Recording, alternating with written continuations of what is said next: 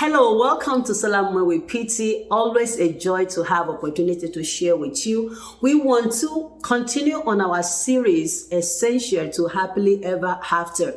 Happily ever after, is it a reality or a myth? And remember, I have mentioned with God, all things are possible. Now, I want to give you some thought-provoking words concerning marriage. Now, marriage is not an event. It is a journey. It's a very, very, very long journey. And how the journey will be depends on what we do ever before we set out on it. Isn't that true on any journey? So marriage is not an event.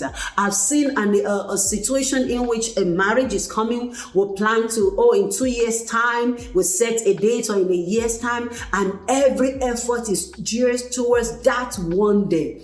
And not too much investment onto the days that will come after that particular day. Not too much of investment into the spiritual things, into mental development, emotional development to make the marriage successful. Remember, the Bible said in the book of Hebrews chapter 13 verse 4, it said marriage is honorable among all things. Marriage is an honorable things. Marriage is supposed to make your life, enviable. That is what the designer meant it to be. So, and we all understand, if anything's supposed to bring honor, it just doesn't happen. There must be an investment. So marriage is supposed to bring you honor, but before you and I can partake of the honor in marriage, there must be a groundbreaking work.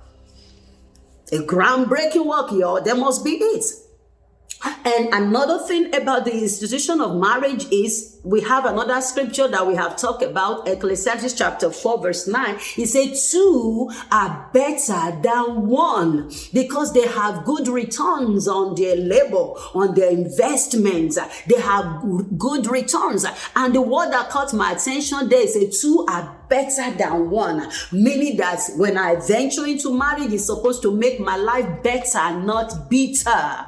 Not bitter. That was not the designer intent. God that instituted marriage does not intend it to make anybody's life bitter. The bitterness comes up when we don't do what we're supposed to invest in. It takes more than LOVE to make it a successful journey.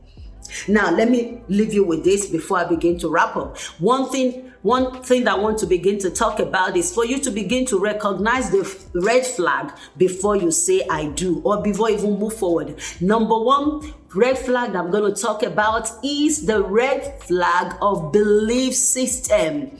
You and the person you're planning to pair up with, do you both have the same belief system? Do you believe the same thing? Do you value the same thing? I'm not talking about you got to be a Christian. Yeah, you have to receive Jesus to your life. That is the hope of your eternity. But I have seen people without Jesus in their life, they have a successful marriage. Why? They are able to believe the same thing. When you enter into marriage with someone of different belief, you're setting up a foundation of confusion and error right from the beginning of the journey.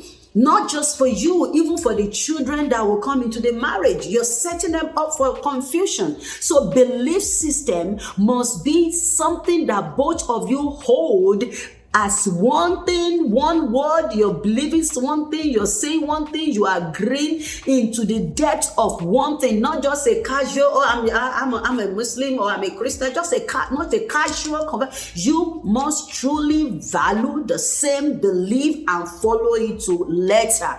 That is what will make marriage, among other factors, will give you your happily ever after.